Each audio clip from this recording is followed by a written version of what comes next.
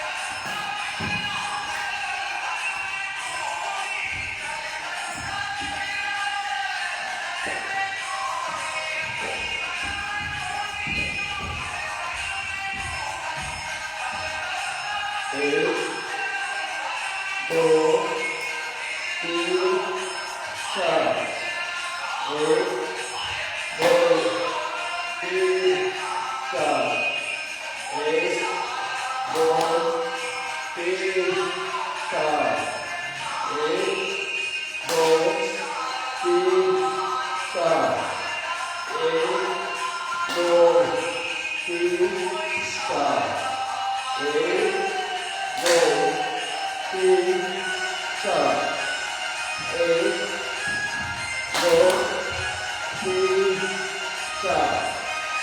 एक, दो, तीन, चार, एक, दो, तीन, चार, एक, दो, तीन, चार।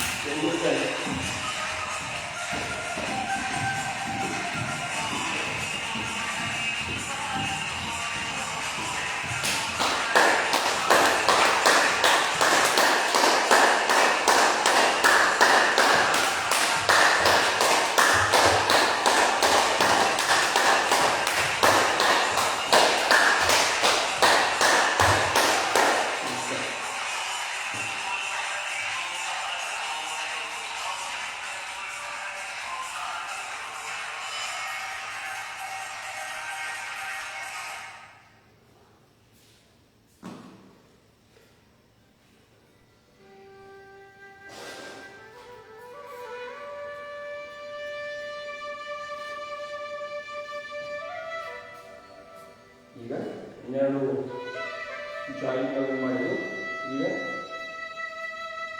ನಿಂತು ಮಾಡುವಂಥ ಆಸನಗಳನ್ನು ಮಾಡಲು ಈ ರೀತಿ ಎರಡು ಕಾಲನ್ನು ಕೂಡಿಸಿ ಒಂದು ಸ್ವಲ್ಪ ದೀರ್ಘವಾಗಿ ಸ್ಟಾರ್ಟ್ ಮಾಡಿ. ಇವತ್ತು ನಾನು ಮುಂಜಾನೆ ಬೆಳಗ್ಗೆ ತಣ್ಣೀರನ್ನು ಕುಡಿದೆ ಮೂಗಿನಿಂದ ಗ್ಲಾಸ ಮೂಗಿನಲ್ಲಿಟ್ಟ ಮೂಗಿನಿಂದ ನೀರು ಕುಡಿದೆ. ಒಂದು ಪ್ರಯೋಗ ಮಾಡಿದೆ. ನಮ್ಮ ಸುಭಾಷ್ ಕಂಪೆಯವರು ಒಂದು ಬುಕ್ ಕೊಟ್ಟಿದ್ದರು, ರಾಜಯೋಗ ಬುಕ್ದಲ್ಲಿ ಯಾರಿಗೆ ತಲೆ ನೋವು ಸರ ಅವರು ಸಹ ತಲೆನೋವು ಮತ್ತು ನೆಗಡಿ ಪೂರ್ತಿ ಕಡಿಮೆ ಆಗ್ತಕ್ಕಂಥ ಪುಸ್ತಕದಲ್ಲಿ ಬರೆದಾಗ ನಾನು ಪ್ರಯೋಗ ಮಾಡಿದೆ. ತಣ್ಣೀರನ್ನು ತೆಗೆದುಕೊಂಡು ಮೂಗಿನಿಂದ ಬಾಯೊಳಗೆ ನೀರು ಬರುವಾಗ ಮೂಗಿನಿಂದ ಜಕ್ಕೊಂಡೆ.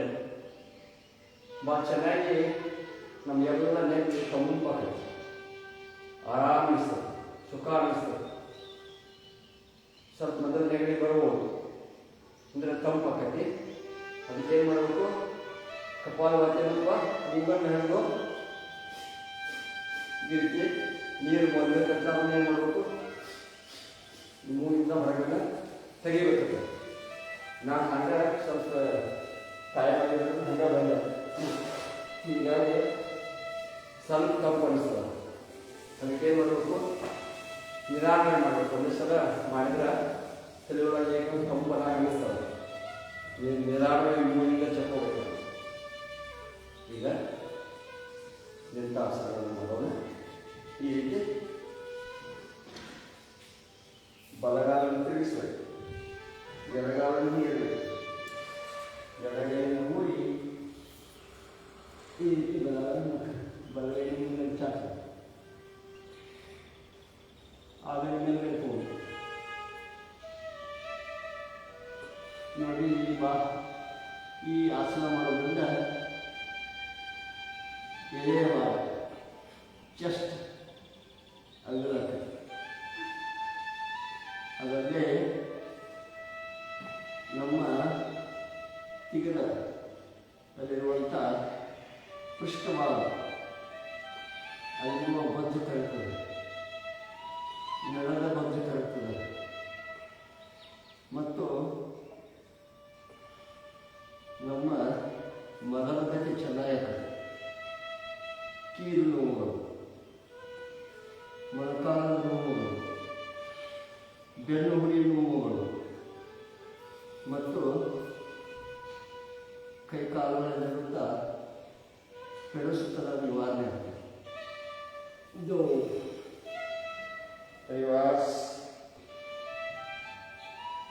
ಈ ರೀತಿ ವೀರಭದ್ರಾಸನವನ್ನು ನಿಲ್ಲಬೇಕು. ಎಡಗೈಯನ್ನು ಮುಂತರಬೇಕು, ಬಲಗೈಯ ಮತ್ತು ಬಲಗಾಲವನ್ನು ಹಿಡಿದಿರಬೇಕು. ನಿಧಾನವಾಗಿ ಮೇಲ್ಗಡೆ ಹೋಗಬೇಕು. ಎಷ್ಟು ಅದಕ್ಕೆ ಎಡಗೈಯನ್ನು ಹಿಂದಿಡಬೇಕು.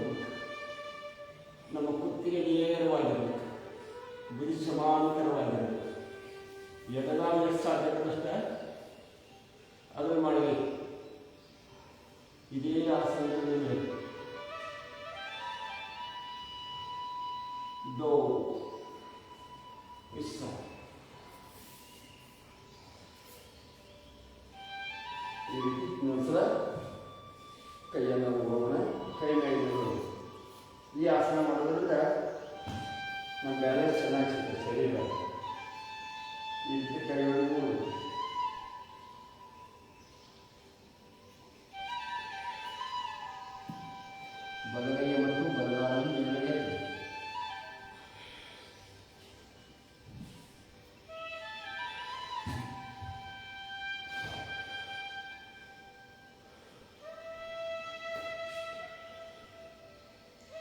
ನಮ್ಮ ಎಡಗಾಲ ಶಿರ ಇರಬೇಕು 90 ಡಿಗ್ರಿ ಇರಬೇಕು. ಹೆಚ್ಚೆಚ್ಚು ಎತ್ತಬೇಕು. ಭಾಳಷ್ಟು 60-70 ವಯಸ್ಸಾಗುತ್ತೆ. ಬಾತ್ರೂಮ್ನಾಗ ಮತ್ತು ಕಾಲು ಜಾರಿ ಇವೆಲ್ಲ ಭಾಳ ಸೂಕ್ಷ್ಮ ಟೈಲ್ಸ್ ಹಾಕಿರ್ತಾರೆ. ಜಾವ ನೀರು ಬಿದ್ದು ಜಾರು ಬಿದ್ದುಬಿಡ್ತೀವಿ ನಾವು. ಅವಾಗ ಎಲ್ಲವೂ ಮುಗಿತಾವೆ. ಅದಕ್ಕೆ ನಿಮಗೆ ಬ್ಯಾಲೆ ಚೆನ್ನಾಗಿತ್ತಂತಂದ್ರೆ ನೀವು ಬಿಡುವುದಿಲ್ಲ.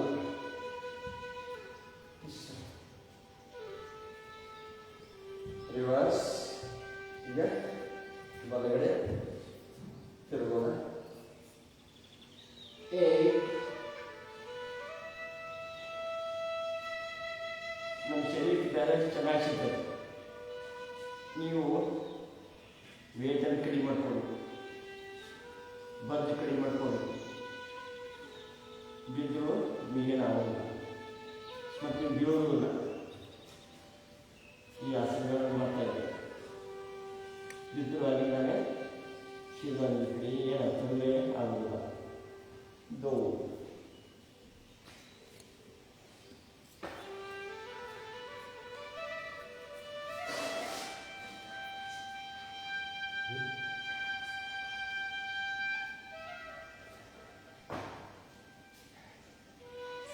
ಈಗ ತಾಡಾಸನ ಮಾಡೋಣ. ಕೈಗಳು ಈ ರೀತಿ ಕೈಗಳು ಲಾಕಾಗಬೇಕು. ನೇರವಾಗಿರಬೇಕು. ನಿಧಾನವಾಗಿ ಮೇಲ್ಗಡೆ ಆಗ್ತದೆ.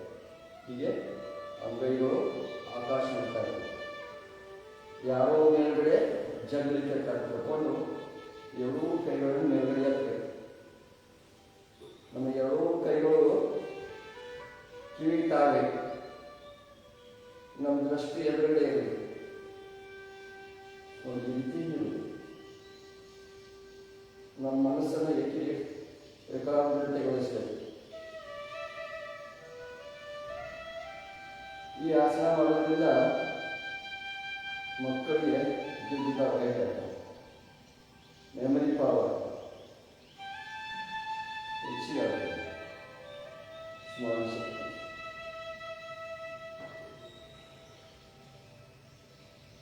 ಶಕ್ತಿ ಕಡಿಮೆ ಆಗ್ತದೆ.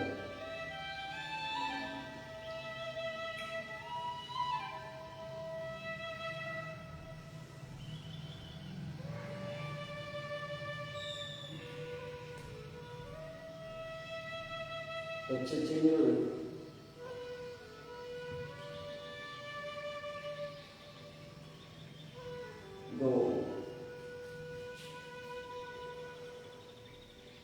ಈಗ ವೃಕ್ಷಾಸನ ಮಾಡೋಣ. ವೃಕ್ಷ ಅಂದರೆ ಗಿಡ.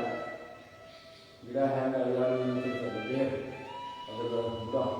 ಹಾಗೆ ನಾವು ಈ ರೀತಿ ಮಾಡಬೇಕು. ಇದರಿಂದ ಸ್ಮರಣ ಶಕ್ತಿ ಜಾಸ್ತಿ ಆಗ್ತದೆ, ಹೈಟ್ ಆಗ್ತದೆ, ಸಿಟ್ಟು ಕಡಿಮೆ ಆಗ್ತದೆ, ಮೆಮರಿ ಪವರ್ ಜಾಸ್ತಿ ಆಗ್ತದೆ. ಈಗ ನಾನು ಎಡಗಾಲನ್ನು ಎತ್ತಿ ಬಲ ತೊಡೆಯನ್ನು ಇರಬೇಕು. ಈ ರೀತಿ ಮೊದಲನೇ ಇರಬೇಕು. ಯಾರು ಕಠಿಣ ಆಸನಗಳನ್ನು ಮಾಡ್ತಾರೋ ಅವರು 150-200 ವರ್ಷ ಬದುಕಬಹುದು. ಸಾವತ್ರ ಮಹಾಪುರುಷ ಬರೇ ಕಠಿಣ ಆಸನವನ್ನು ಮಾಡಿಲ್ಲ. ಅಷ್ಟಾವರಣಗಳನ್ನು ಜೀವನದಲ್ಲಿ ಅಳವಡಿಸ್ಕೋಬೇಕು. ಅಂತೂ ಪೂರ್ಣವಾಗಿ ಸರಳರಾಗಬೇಕು. ಯೋಗ ಅಂದಾಗ ನಾವು 2 ವರ್ಷ ನೋಡ್ಬೋದು. ಆಹಾರದಲ್ಲಿ ಬದಲಾವಣೆ ಆಗಬೇಕು, ಮನಸ್ಸಿನಲ್ಲಿ ಬದಲಾವಣೆ ಆಗಬೇಕು. ಇಷ್ಟ ಅಂದಾಗ ನಾವು ಸಾಕಷ್ಟು ಎಷ್ಟು ಬೇಕಷ್ಟು ವರ್ಷ ಬದುಕಬಹುದು. ಆದರೆ ಅಷ್ಟಾವರಣಗಳನ್ನು ಜೀವನದಲ್ಲಿ ಅಳವಡಿಸ್ಕೊಳ್ಳಿಲ್ಲ ಅಂತಂದ್ರೆ ಬದುಕಕ್ಕೆ ಸಾಧ್ಯ. ನಿಮ್ಮನ್ನು ನಾವು ತಿಳ್ಕೊಳ್ಬೇಕು.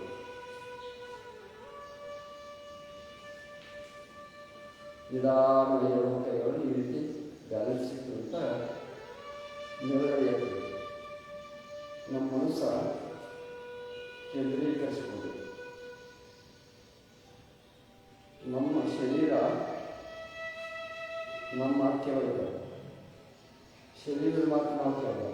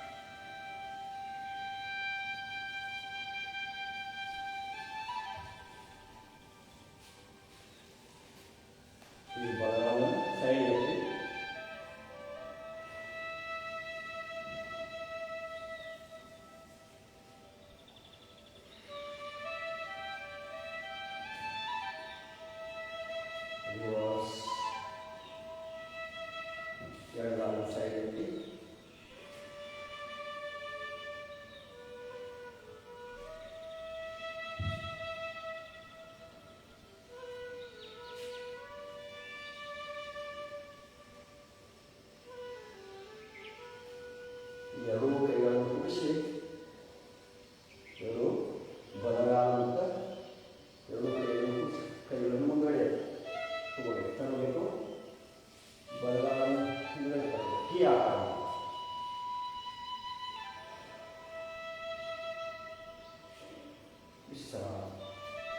ರಿವರ್ಸ್ ಬಲಗಾಲನ್ನು ಹಿಂದೆ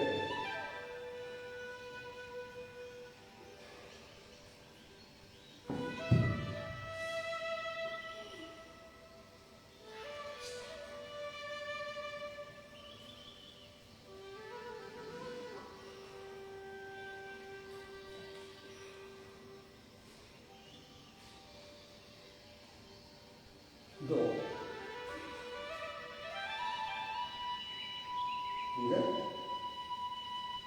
ಪಾದಹಸ್ತಾಸನವನ್ನು ಮಾಡೋಣ. ಎರಡೂ ಕಾಲುಗಳ ಕೂಡಿರಲಿ.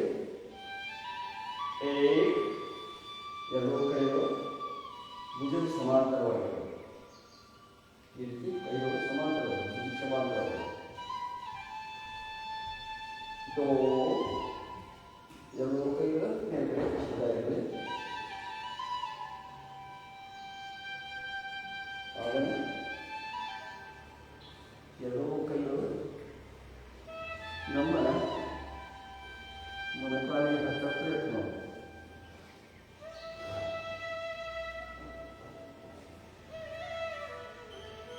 ಕಾಲುಗಳು ಸಾಧಾರಣ ಮಾಡ್ತೀವಿ ನೋಡಿ. ಆಸನದಿಂದ ದೊಡ್ಡ ಕಡಿಮೆ ಕಡಿಮೆ ನೆರಳು ನಿವಾರಣೆ ಆಗ್ತದೆ. ಮೊಣಕಾಲಿನ ನೋವು, ಕುತ್ತಿಗೆ ನೋವು, ಕೈಯೊಳಗೆ ಕಡತದ ನಿವಾರಣೆ ಆಗ್ತದೆ. ದೊಡ್ಡ ಕಡಿಮೆ ಅಂತಂದ್ರೆ ಅರ್ಧ ಶರೀರದಿಂದ ರೋಗಗಳ ಕಡಿಮೆ ತಿಳ್ಕೊಳ್ಳಿ.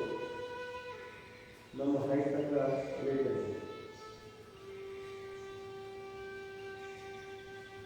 ಚಾ 5, 6, ಈಗ ಅರ್ಧ ಚಕ್ರಾಸನ ಮಾಡೋಣ. ಎರಡೂ ಕಾಲುಗಳ ರೀತಿ ಕೂಡಬೇಕು. ಚಪ್ಪಲನ್ನ ಮೇಲೆ ಕೂಡಬೇಕು. ಕೈಗಳು ಎರಡು ನರಮ ಇರಬೇಕು. ನಿಮ್ಮ ಶಕ್ತಿ ಅನುಸಾರ ನೀವು ಮಾಡಿ. ಈಗ ಸಾಧ್ಯ ಆದರೆ ಎರಡು ಕಾಲ ಕೂಡಿಸಿದ್ರು ನಿಂತದ, ಬಿಟ್ಟರು ನಿಂತದ. ನಿಮ್ಮ ಶಕ್ತಿ ಅನುಸಾರ ಮಾಡಿ. ನರದ ಭಾಗದಿಂದ ಹಿಂಗಡೆ ಬರುತ್ತೆ. ಕಾಲು ವರ್ಷದ ಇರಬೇಕು.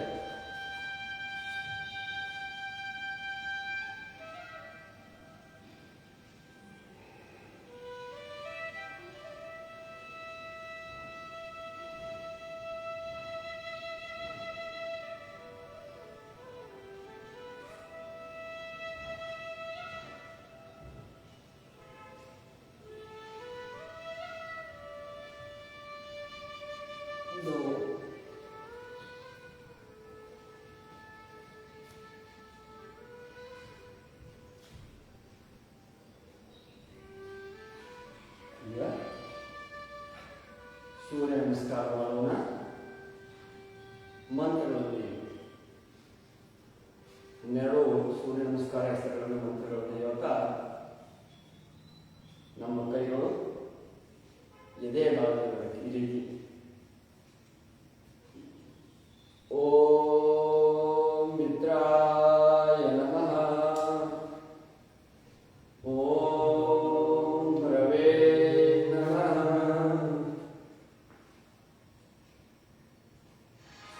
ಓಂ ಸೂರ್ಯಾಯ ನಮಃ, ಓಂ ಭಾಗವೇ ನಮಃ, ಓಂ ಕಲಾಯ ನಮಃ, ಓಂ ಪುಷ್ಟೇ ನಮಃ, ಓಂ ಹಿರಣ್ಯಗರ್ಭಾಯ ನಮಃ, ಓಂ ವಜ್ರೇ ನಮಃ, ಓಂ ಆದಿತ್ಯಾಯ ನಮಃ, ಓಂ ಅರ್ಕಾಯ ನಮಃ, ಸವಿತ್ರೇ ನಮಃ, ಓಂ ಅರ್ಕಾಯ ನಮಃ, ಓಂ ಭಾಸ್ಕರಾಯ ನಮಃ, ಓಂ ಶ್ರೀ ಸವಿತ್ರ ಸೂರ್ಯನಾರಾಯ ನಮಃ. ವಿಶ್ರಾಮ. ಈಗ ಸೂರ್ಯ ನಮಸ್ಕಾರದ ಆಸನಗಳನ್ನು ಹೇಳ್ತಾ ಸೂರ್ಯ ನಮಸ್ಕಾರವನ್ನು ಮಾಡೋಣ. ಇದು ಪ್ರಣಾಮಾಸನ, ಉದ್ವಸ್ತಾಸನ,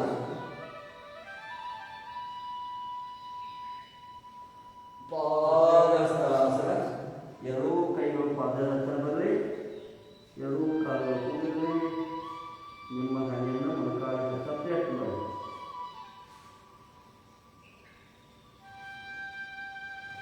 ದಕ್ಷಿಣ ಅಶ್ವಸಂಚಾಲನಾಸನ. ಬಲಗಾಲ ಮತ್ತು ಎರಡೂ ಕೈಗಳ ಮಧ್ಯದಲ್ಲಿ ಬಲಗಾಲ ಇರಬೇಕು. ನನ್ನ ದೃಷ್ಟಿ ಮೇಲ್ಗಡೆ ಇರಬೇಕು. ಎಡಗಾಲಿನ ಮೊಣಕಾಲು ಇರಬೇಕು. ಪರ್ವತಾಸನ.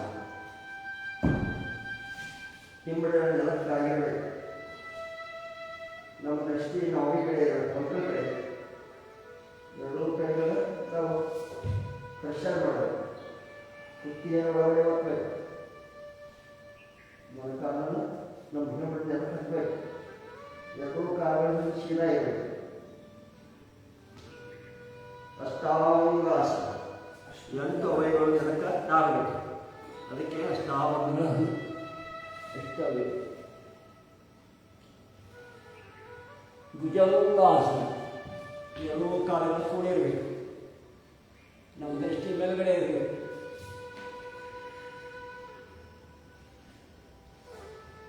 ಪರ್ವತಾಸನ. ವಾಮಸ್ವಸಂಚಾಲನಾಸನ, ಪಾದಹಸ್ತಾಸನ, ಉದ್ವಸ್ತಾಸನ,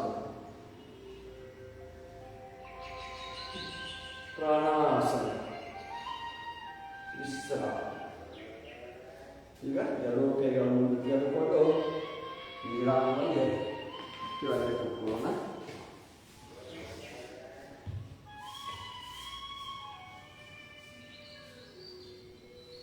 ಸ್ವಲ್ಪ ಆರಾಮ ಸ್ಥಿತಿಯಲ್ಲಿ ಕೂತ್ಕೊಳ್ಳಿ, ವಿಶ್ರಾಂತಿ ಸ್ಥಿತಿಯಲ್ಲಿ ಕೂತ್ಕೊಳ್ಳಿ.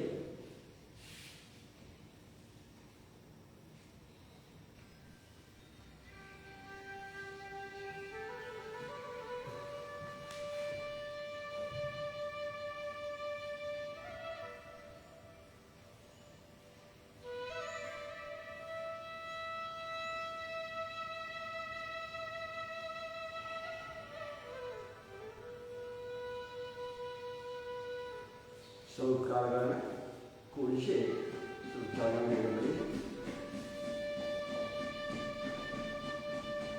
ಎರಡೂ ಕಾಲಗಳನ್ನು ಕೂಡಿಸಿ ಸ್ವಲ್ಪ ಈ ರೀತಿ ಒಯ್ಯಾಡಿಸಿ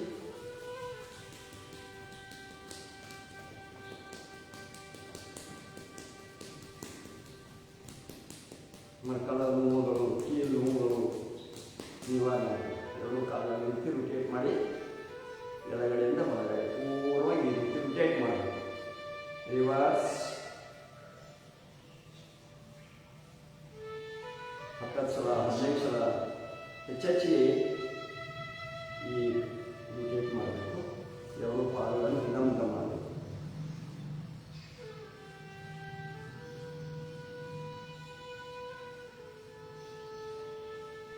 ಈಗ ಬಾಲಗಳನ್ನು ಮಚ್ಚಿ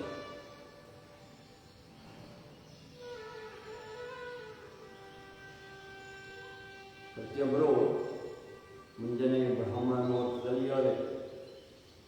ಬ್ರಾಹ್ಮಿ ಮುಹೂರ್ತದಲ್ಲಿ ಏಳೋದ್ರಿಂದ ಎಲ್ಲ ದೇವಸ್ಥಾನಗಳಲ್ಲಿ ಪೂಜೆಗಳನ್ನು ಮಾಡ್ತಿರ್ತಾರೆ. ಒಳ್ಳೆಯ ಮಂತ್ರಗಳ ಪಠಣಗಳು ನಮ್ಮ ಕಿವಿಗೆ ಬಂದು ತಲುಪ್ತಾವೆ. ಅಷ್ಟೇ ಅಲ್ಲದೆ ಶುದ್ಧವಾದಂಥ ಗಾಳಿ ಬರುತ್ತೆ. 4 ಗಂಟೆಗೆ 5 ಗಂಟೆಗೆ ಅಂದ್ರೆ 6 ಗಂಟೆ 7 ಗಂಟೆಗೆ ಅಂದ್ರೆ ಎಲ್ಲ ಕಲುಷಿತ ವಾತಾವರಣ ಇರ್ತದೆ. ನೀವು ಎಂಥ ಪ್ರಾಣಾಯಾಮ ತಗೊಂಡು ಸರಿಕ ಎಲ್ಲ ಇನ್ವಾಲ್ವೇಷನ್ ತಗೋಬೇಕಾಗ್ತದೆ. ಅಶುದ್ಧವಾದಂಥ ಗಾಳಿಯನ್ನು ತಗೋಬೇಕಾಗ್ತದೆ. ಇದಕ್ಕೆ ಬೆಳಿಗ್ಗೆ ಶುದ್ಧವಾದ ಗಾಳಿ ತಗೊಂಡ್ರೆ ನೀವು ಊಟ ಕಡಿಮೆ ಮಾಡಿ, ಆದರೆ ಶುದ್ಧ ಗಾಳಿ ಅಷ್ಟೇ ಆರೋಗ್ಯಕ್ಕೆ ಒಳ್ಳೆಯದು. ಬಟರ್ಫ್ಲೈ ಬೆಳಗ್ಗೆ ಯೋಗ ಕಲಿಬೇಕು. ಗಟ್ಟಿ ಅವೆಲ್ಲ ಬಂದ್ ಮಾಡಬೇಕು. ಅಲ್ಲೇ ಆಶ್ರಮದ ಮುಖ ತಕ್ಕೊಳ್ಳೋದ ಎಷ್ಟೋ ಮಂದಿ ಚಾ ಮಾಡ್ತಾರೆ. ಗಟ್ಟಿ ಐತದೆ, ಗಟ್ಟಿ ಮಾಡಿ ಅದು ಹೋಗಿ ಗಟ್ಟಿ ಹೋಗಿ ನೀವು ಏನಾಗ್ತೀರಿ ಕಡಿಗೆ ಬಡ್ಡನಿಂದ ಶಾಶ್ವತ ಆಗತ್ತೆ. ಅದಕ್ಕೆ ಅವೆಲ್ಲ ಆಗದ ಎಲ್ಲರೂ ಯೋಗಕ್ಕೆ ಕೊಡಬೇಕು. ಬಾಬಾರಾವ್ ಗುರೂಜಿ ಅವರು 5 ಗಂಟೆಗೆ ಯೋಗ ಸ್ಟಾರ್ಟ್ ಮಾಡಿರ್ತಾರೆ. ನೀವು ಮನೆಯೊಳಗೆ ಕುಂತು ಯೋಗ ಕಲಿಯಲ್ಲಿ ತಿಳ್ಕೊಂಡವರು ಅನೇಕ ಯೋಗದ ಭಂಗಿಗಳನ್ನು ನಮಗೆಲ್ಲ ಹೇಳ್ತಾ ಇರ್ತಾರೆ. ನಾವು ಸ್ವಲ್ಪ ಲೇಟಾಗಿ ನಿಮ್ಗೆ 6 ಗಂಟೆಗೆ 7 ಅವ್ರ ಮುಗಿದ ನಂತರ ನಾವು 6 ಸ್ಟಾರ್ಟ್ ಮಾಡಿಬಿಟ್ಟು ನೀವು ನಮ್ಮ ಮನೆಯಲ್ಲಿ ಕೂತ ನಮ್ಮ ಆಸನಗಳನ್ನು ಕಲಿಬಹುದು, ಯೋಗಗಳನ್ನು ಕಲಿಬಹುದು, ಧ್ಯಾನ ಕಲಿಬಹುದು, ಪ್ರಾಣಾಯಾಮ ಕಲಿಬಹುದು, ಕಠಿಣ ಆಸನಗಳನ್ನು ಕಲಿಬಹುದು. ಈಗ ಕಾಲನ್ನು ತಗೊಂಡು ಎಡಗಾಲನ್ನು ಏನೇ ಕಾಲಿಸಿ ಆಮೇಲೆ ಬಲಗಾಲ ತಗೊಳ್ಳಿ.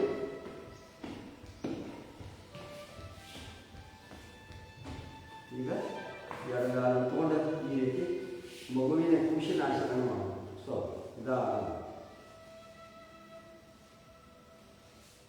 ರಿವರ್ಸ್ ಎಡಗಾಲ ಬಲಗಾಲ ತೆಗೆದುಕೊಳ್ಳಿ. ಈ ರೀತಿ ಲಾಕ್ ಮಾಡಿ ನೋಡಿ. ಈ ರೀತಿ ಮಗುವಿನ ಆಸನ ಅಂದರೆ ಮಗು ನಿದ್ದೆ ಮಾಡ್ತಾರೆ. ಹಂಗೆ ನಮ್ಮ ಕಾಲನ್ನ ನೀವು ಆರಾಮಿಂದ ಖುಷಿನಂಗೆ ಆಸನ ಚೆನ್ನಾಗಿ ಇಲ್ಲಿ ಬಜ್ಜು ಇಲ್ಲಿ ನೂರು ಎಷ್ಟೋ ಮಂದಿ ವಯಸ್ಸಾದವರಿಗೆ ಯೋಗ ಮಾಡೋರಿಗೆ ಅವ್ರು ಚೆನ್ನಾಗಿರ್ತದೆ ಸರಿ. ಆ ಯೋಗ ಮಾಡೋರಿಗೆ ಅಂದರೆ ಇಷ್ಟು ಕಾಲ ಬರೋದು ಅವರು ಅದಕ್ಕೆ ಏನು ಮಾಡಬೇಕು, ಗೆಲಿಂದ ಈ ರೀತಿ ಮಾಡಬೇಕು. ಮತ್ತೇನು ಮಾಡಬೇಕು, ಕಾಲನ್ನು ಹಿಂತುಕೋಬೇಕು. ಈ ಕಾಲಲ್ಲಿ ಹಿಂತುಕೋಬೇಕು ನೋಡಿ. ಎಡಗಾಲನ್ನು ಮುಂದ್ಗಡೆ ತೊಡೆಗೆ ಹಚ್ಚಬೇಕು, ಬಲಗಾಲ ತೊಡೆಗೆ. ಬಲಗಾಲನ್ನು ನಮ್ಮ ಬಲಗಾಲಿನ ತಿರುಗಬೇಕು ಈ ರೀತಿ ನೋಡಿ.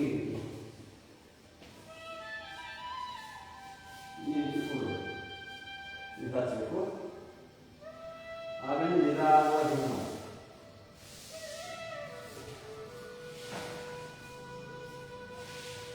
ಏನು ಮಾಡಬೇಕು, ಈ ರೀತಿ ಕೊಟ್ಟು ತುಂಬಿಕೊಂಡು ಮತ್ತು ಬಲಗಾಲಲ್ಲಿ ಮುಂದ್ಗಡೆ ತಗೊಂಡು ಎಡಗಾಲ ಹಿಂಗೆ ಈ ರೀತಿ ಕೊಡಬೇಕು ನೋಡಿ. ಈ ರೀತಿ ಮಾಡೋದ್ರಿಂದ ಈ ಮೊಣಕಾಲದ ಈ ಕೀಲಿನ ನೋವುಗಳು ನೋಡಿ, ಇಷ್ಟು ಮಾಡೋದ್ರಿಂದ ಈಗೆಲ್ಲ ನೋವು ಕಡಿಮೆ ಆಗ್ತಾವೆ. ಎದೆಯ ಭಾಗ, ಕುತ್ತಿಗೆ ನೋವುಗಳು, ಕೈಗಳು ಕಡಿಸ್ತಾನೆ ನಿವಾರಣೆ ಆ ರೀತಿ ರಿವರ್ಸ್ ಈ ರೀತಿ ಸ್ವಲ್ಪ ರೂಢಿ ಹಾಕೊಂಡ್ರೆ ಪ್ರಾಕ್ಟೀಸ್ ಆಗ್ತದೆ. ಈ ರೀತಿ ಮಾಡಬೇಕು.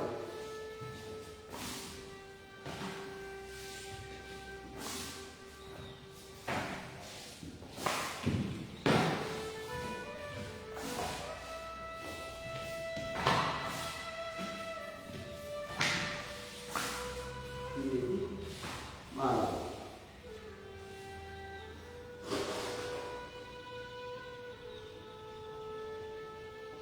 ಈಗ ಕಾಲುಗಳನ್ನು ಸ್ವಲ್ಪ ನಾವೇನು ಮಾಡಬೇಕು, ಗೂಢಮನಾಸನ ಮಾಡಬೇಕಾದ್ರೆ ಈ ರೀತಿ ಕಾಲುಗಳನ್ನು ಅದು ಮಾಡಬೇಕು. ಮಾಡಿ ಏನು ಮಾಡಬೇಕು, ಈ ರೀತಿ ಇಷ್ಟು ಇಷ್ಟ ಸರಿಸ್ಬೋದು. ಏನು ಮಾಡಬೇಕು, ಅವ್ರಿಗೆ ಬರೋದಿಲ್ಲ. ಇದನ್ನು ಈಗ ನೀವು ಹಿಂಗೆ ಮಾಡ್ಬೇಕಾದ್ರೆ ಏನು ಮಾಡ್ತೀರಿ, ಇದು ಮುಂದೆ ಬರೋದಿಲ್ಲ. ಅದಕ್ಕೆ ಮಾಡಬೇಕು, ಹಿಂಗೆ ಮಾಡಬೇಕು. ಇಲ್ಲ ಏನು ಮಾಡಬೇಕು, ಈ ಕಾಯಿ ಹಿಡ್ಕೊಂಡು ಈ ಕೈಗಳನ್ನು ಹಿಡ್ಕೊಂಡು ಏನು ಮಾಡಬೇಕು, ನಿಧಾನವಾಗಿ ಸರಿಸ್ಕೊಂಡು ಈ ರೀತಿ. ಆಮೇಲೆ ಬಲಗಾಲನ್ನು ತೆಗೆದುಕೊಂಡು ಈ ರೀತಿ ಮಾಡಬೇಕು. ಈ ರೀತಿ ಮಾಡಬೇಕು. ಇನ್ನು ಜಾಸ್ತಿ ಮಾಡಬೇಕು. ಎಡಗೈಯನ್ನು ತೆಗೆದು ಈ ರೀತಿ ಎಡಗೈ, ಈ ಕೈಯನ್ನು ತೆಗೆದುಕೊಂಡು ಎಡಗಾಲಕ್ಕೆ ಹಿಂದೆ ಇರ್ತದೆ ನೋಡಿ. ಮತ್ತೆ ಬಲಗೈಯನ್ನು ನಿಂತುಕೊಂಡು ತೊಡೆ ನಿಂತು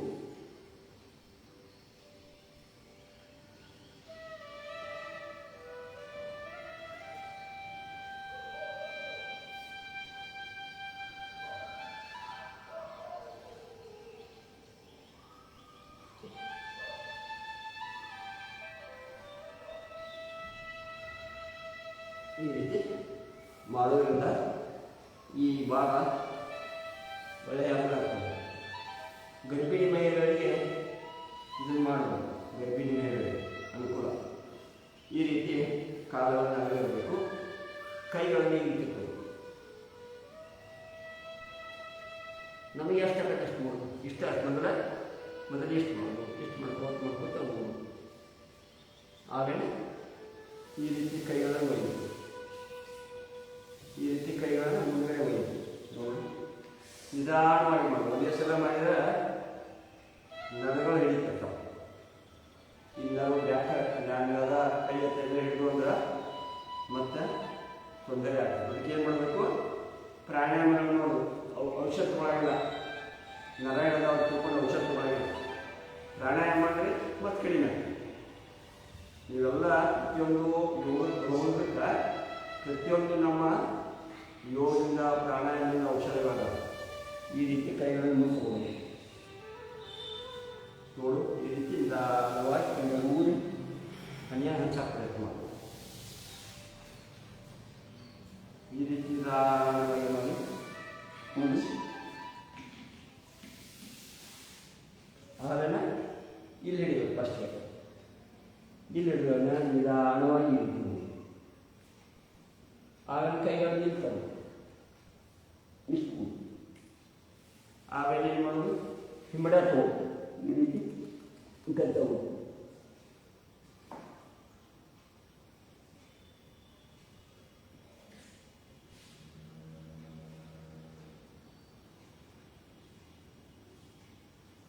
ಈ ರೀತಿ ಡೈಲಿ ಮಾಡ್ತಾ ಮಾಡ್ತಾ ಬಂದರೆ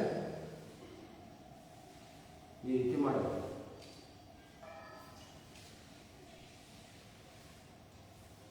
ನಿಧಾನವಾಗಿ ಮಾಡೋದು. ಕೈಗಳಲ್ಲಿ ಏನು ಮಾಡೋದು, ಈ ರೀತಿ ಸರಿಸೋತ ಹೋಗೋದು. ನೋಡಿ ಅಷ್ಟಾಗುತ್ತೆ. ನೋಡಿ ಈಜಿಯಾಗಿ ಬರ್ತದೆ, ಎಲ್ಲರಿಗೂ ಬರ್ತದೆ. ಪ್ರತಿಯೊಬ್ಬರು ಮಾಡಬೇಕು. ಮೊದಲ ನಿಧಾನವಾಗಿ ಮಾಡಬೇಕು. ಆಸನಗಳನ್ನು ಯಾವಾಗಲೂ ನಿಧಾನವಾಗಿ ಕಲಿಯಬೇಕು. ಹೆಚ್ಚೆಚ್ಚು ಆ ಸ್ಥಿತಿಯಲ್ಲಿ ನಿಲ್ಲಬೇಕು. ಅಂದರೆ ಅದು ಒಳ್ಳೆಯ ಪರಿಣಾಮವನ್ನು ಕೊಡ್ತದೆ. ಇದೆಲ್ಲ ಪಶ್ಚಿಮೋತ್ತಾಸನ ಮಾಡಬೇಕಾದ್ರೂ ಹೀಗೆ ಮೊದಲು ಪೂರಕವಾಗಿ ಹೀಗೆ ಕಲಿಬೇಕು. ಏನು ಕಲಿಬೇಕು, ಇಷ್ಟು ಮಾಡೋದು. ಈ ರೀತಿ ಕೈಯಲ್ಲಿ ಹಿಡ್ಕೊಂಡು ನಿಧಾನವಾಗಿ ಆಮೇಲೆ ಎಡಗಾಲನ್ನು ಹೊಡೆದು ಈ ರೀತಿ ಮಚ್ಚುದು, ಬಲಗಾಲನ್ನು ತಗೊಂಡು ಇಲ್ಲಿ ಇರಬೇಕು. ನಿಧಾನವಾಗಿ ನಿಂತ್ಕೊಂಡು ಈ ರೀತಿ ಆಮೇಲೆ ಕಾಲನ್ನು ಹಿಡ್ಕೊಂಡು ಆಮೇಲೆ ಎರಡು ಕಾಲಗಳನ್ನು ಕೂಡಿಸಿ ಏನು ಮಾಡಬೇಕು, ನಿಧಾನ ಹಿಡಿದು ಕೈಗಳನ್ನು ನಿಧಾನವಾಗಿ ನಿಂತ್ಕೊಂಡು ಇಷ್ಟು ಹೊತ್ತು ನಿಂತ್ಕೊಂಡು ಆಮೇಲೆ ಹೆಬ್ಬಳ ನೋಡಿ ಹೆಬ್ಬಳ ಹಿಡ್ಕೊಬೇಕು. ಈ ರೀತಿ ಹಿಡ್ಕೊಂಡು ಏನು ಮಾಡಬೇಕು, ಈ ಕೈಯನ್ನು ನೆಲಕ್ಕೆ ಹಚ್ಚಬೇಕು. ಹೇಗೆ ನೋಡಿ, ಈ ರೀತಿ ಹಚ್ಚಬೇಕು.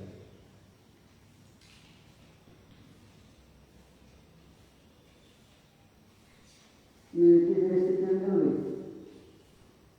ನೋಡ್ರಿ, ಭಕ್ತಿ ತಮ್ಮ ಕಡೆ ಕುತ್ತಿರುವ ಕಡಿಮೆ ಒಳ್ಳೆ ನೆಲವೂ ಕಡಿಮೆ, ಬೆನ್ನೂ ಕಡಿಮೆ ಆಗ್ತಾವೆ.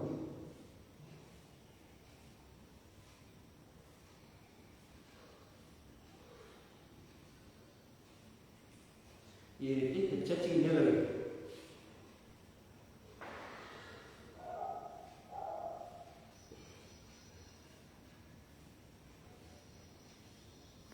ಈ ರೀತಿ ಪಶ್ಚಿಮಾಸನ ಮೊದಲೇ ಮಾಡಬೇಕು. ಇಷ್ಟು ಮಾಡ್ತಾ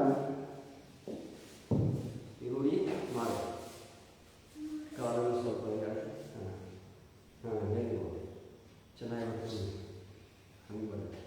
ನಿಲ್ಬೇಕಲ್ಲ ಸ್ವಲ್ಪ ಹೆಚ್ಚೆಚ್ಚಿಗೆ ನಿಲ್ಲಬೇಕು. ಹೆಚ್ಚೆಚ್ಚಿಗೆ ನಿಂತಿತ್ತಂದ್ರೆ ಏನಂದರೆ ಚೆನ್ನಾಗಿ ಮುಂದೆ ಪರ್ಫೆಕ್ಟ್ ಆಗಿರುತ್ತೆ. ಹಂಗೆ ಬೇಕಾದ್ರೆ ಇನ್ನೂ ಹೆಚ್ಚು ಕಠಿಣ ಆಸನಗಳು ಭಾಳ ಕಠಿಣ ಆಸನ ಯಾವ ಮಾಡೋದು, ಎಲ್ಲ ಕಾಲ್ಕೊಂಡು ಒಳಗೆ ಹಾಕಬೇಕು, ಈ ಕಡೆ ಹಾಕಬೇಕು, ಹಿಂಗೆ ಹಿಂಗೆ ಹಿಂಗೆ ಹಿಂಗೆ ಎರಡು ತಗೊಂಡು ಕಾಲನ್ನು ಹಿಂಗೆ ಮಾಡಬೇಕು. ಕಲಿಬೇಕಾದ್ರು ಇನ್ನೂ ಅಕ್ಕವ ಅಂದರೆ ಆಗೋದಿಲ್ಲ. ಹಗ್ಗಾತು ನಮ್ಮದು ಸ್ವಲ್ಪ ಸ್ವಲ್ಪ ಕಾಲಿನ ತೆಗೆದು ಇದು ಕಾಲನ್ನು ಹಚ್ಚಲು ಮಾಡೋದು. ಮತ್ತು ಈ ಪದ್ಮಾಸನ ಇದನ್ನು ನಡೀತೀವಿ, ಭುಜಂಗಾಸನ. ಭುಜಂಗಾಸನ ಮಾಡಿದ್ರೆ ಎರಡು ಕಾಲುಗಳಲ್ಲಿ ಎರಡು ಪಾಲುಗಳನ್ನು ಹಚ್ಚಕ್ಕೆ ಮಾಡೋದು. ಅದನ್ನು ಎಲ್ಲಿ ಬಿಡಬಾರ್ದು. ಬಿಟ್ಟರೆ ಅವನು ಪರ್ಫೆಕ್ಟ್ ನೀವೇನು ಮಾಡಬೇಕಂತಿರ್ತೀರ, ಅವ್ನು ಡೈಲಿ ಮಾಡಬೇಕು. ಮಾಡಿದ್ರೆ ಏನಾಗ್ತಾವು, ಅವು ಮಕ್ಕಳು ಹೋಗ್ತಾವೆ. ಅದಕ್ಕೆ ಭೂನಮನಾಸನ ಇವೆಲ್ಲ ಮಾಡಬೇಕು. ಇಲ್ಲ ಡೈಲಿ ಭೂನಮನಾಸನ ಮಾಡಬೇಕು. ಎರಡು ಭುಜಂಗಾಸನ ಮಾಡಿ ಎರಡು ತಲೆಯನ್ನು ಇಲ್ಲಿ ಹಚ್ಚಬೇಕು. ಇವ್ನು ಹೇಗೆ ಮಾಡ್ಕೊಂಡು ಆಸನಗಳನ್ನು ಈ ರೀತಿ ನಮ್ಮ ಸಮಯ ಆಗ್ತಾ ಬಂತು. ಹೀಗೆ ಒಂದು ಕಪಾಲಭಾತಿಯನ್ನು ಮಾಡೋಣ.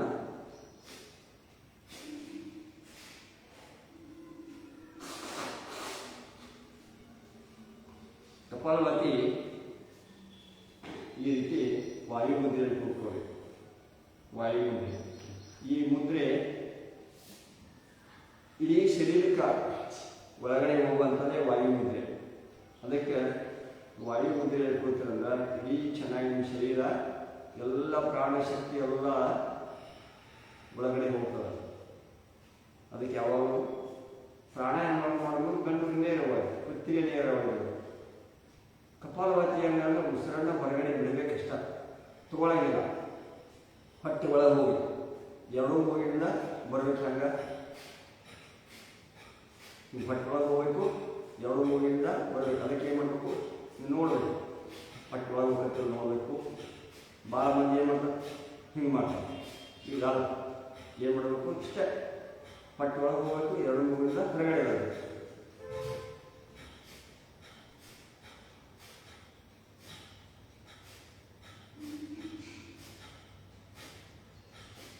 ಒಂದು 20 ಸಲ ಮಾಡಿ.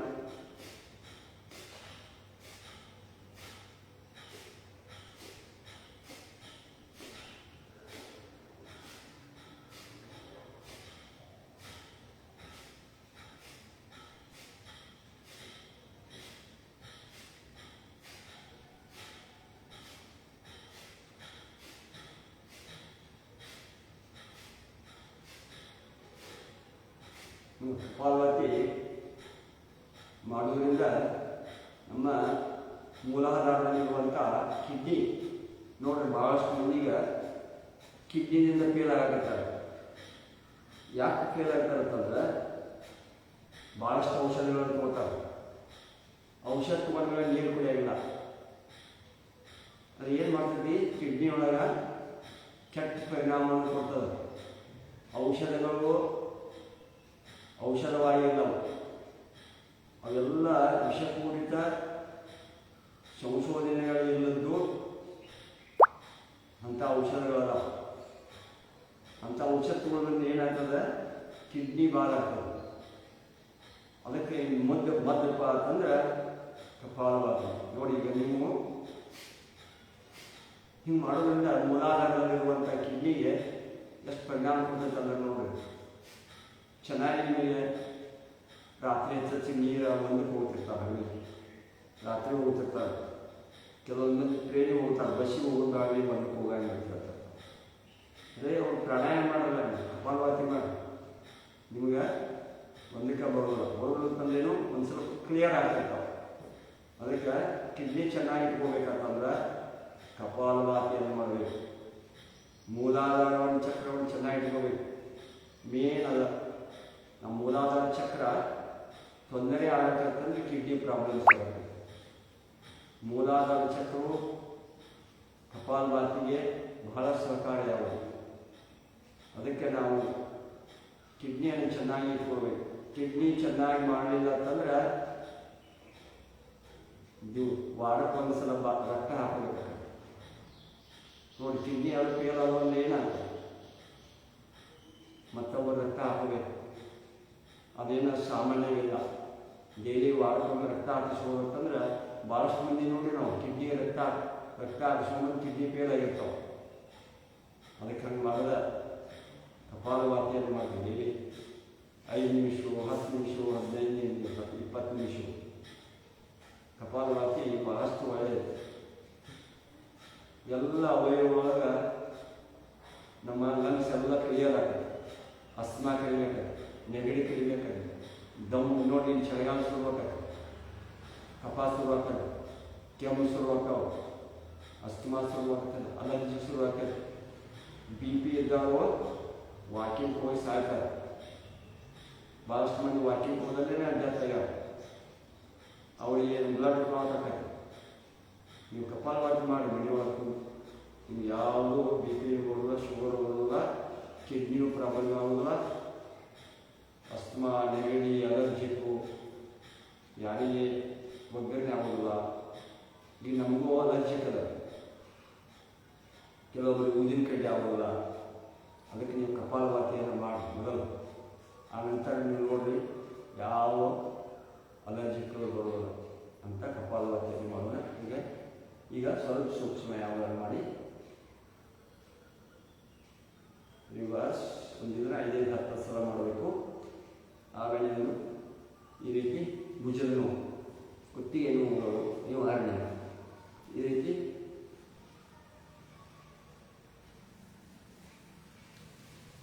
ಕೆಲವು ಕೈಗಳನ್ನು ನೋಡಿ ಈ ರೀತಿ ರಿವರ್ಸ್ ಮಾಡಿ ತಿರುಗಿಸ್ಬೇಕು. ಈ ರೀತಿ ಲಾಕ್ ಮಾಡಬೇಕು.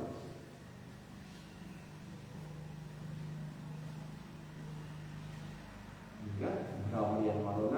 ಸಮಯ ಆಗ್ತಾ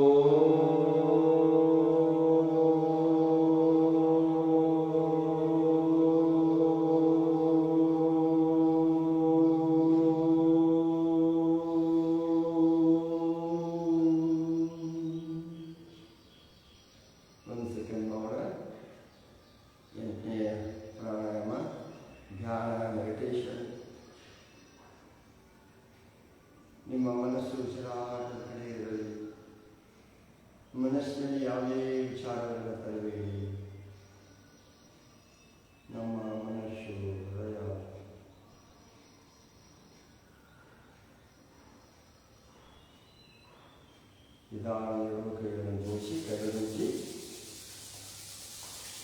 ಕಣ್ಣುಗಳಾಚಿ ಶಾಂತಿ ಮಂತ್ರ.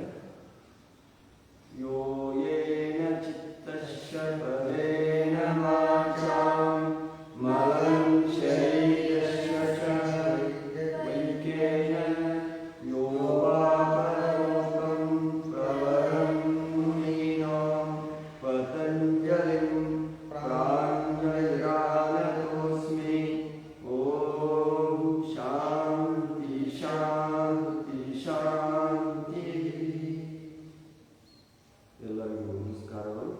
ಎರಡೂ ಕೈಗಳನ್ನು ಹಿಂದುಗಡೆ ಕಟ್ಟಿ ಭೂಮಿಗೆ, ತಾಯಿಗೆ, ಸೂರ್ಯನಿಗೆ, ಎಲ್ಲ ದೇವತೆಗಳಿಗೆ ನಮಸ್ಕಾರ ಮಾಡ್ತಾ ಮತ್ತೆ ನಾಳೆ ಬೆಳಗ್ಗೆ 6:30 ಗಂಟೆಗೆ ಯೋಗ ಪ್ರಾರಂಭ ಮಾಡ್ತೀವಿ.